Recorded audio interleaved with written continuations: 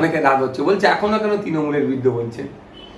আরে তৃণমূলের সব থেকে বড় অপরাধ তৃণমূল করেছে বিজেপিকে হাত ধরে বাংলায় নিয়ে আসা। আজকে বিজেপি সরকার তৈরি হতো না, এই ফ্রন্টে নিয়েছে না লড়াই করার গল্প শোনালে। তৃণমূল বিজেপিকে ফ্রন্টে নিয়ে এসছে, আজ সব থেকে বড় অপরাধ। ৮০টার কিচ্ছু দাম নেই, ৮০ আর ০ সমান, কারণ দুর্নীতি করে দলটা এই পর্যন্ত পৌঁছে গিয়েছে, ভয়ে মুখ খুলতে পারছে না। গতকালকে দেখছিলাম শিয়ালদাতে কোনো একটা কারণে এই একটা প্রোটেস্ট করছে, হকারদেরকে নিয়ে প্রোটেস্ট করছে, পজিটিভ, আমার কাছে নেগেটিভ না পজিটিভ। সেখানে দেখলাম ৩ জন মাত্র এমএলএ, যে দলে ৮০টা এমএলএ ৩ জন এমএলএ। শুধু তাই নয়, আর কর্মী সমর্থক মিলিয়ে ২০টা থেকে ২১টা হবে না।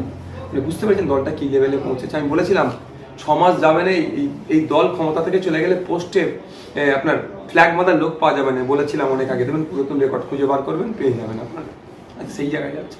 আজকে দেখছিলাম বিরোধী দলনেতাকে মাটিতে বসে আছে, তার রুম দেয়নি বলে প্রতিবাদ করছে। পাপ কোনোদিন বাপকেও ছাড়ে না।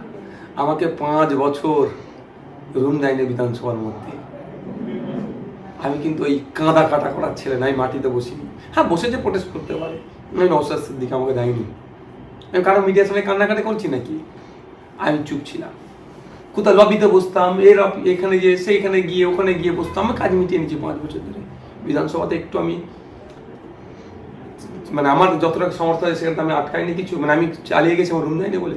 আজকে দেখলাম কি রুমের জন্য তারা আন্দোলন করছে। হ্যাঁ, দেওয়া দরকার তাদেরকে, যে রুম দেয়নি এর আমি প্রতিবাদ করছি। দ্রুততার সাথে বিরোধী দলকে রুম দেওয়া দরকার, এটাও কিন্তু আমি বলছি। কিন্তু পাপ কেউ ছাড়ে না।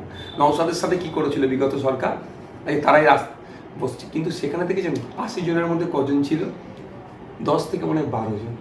এই দলটা আর মনে হয় মানে বিজেপি যতদিন চাইবে, এখনো বলছে আবার বিজেপি যতদিন চাইবে পশ্চিমবাংলা তৃণমূল থাকুক ততদিনই থাকবে। আর বিজেপি এই দিন বলবে যে না আমি আর তৃণমূলকে পশ্চিমবাংলা রাখবো না, সেই দিনে উঠে যাবে দলটা।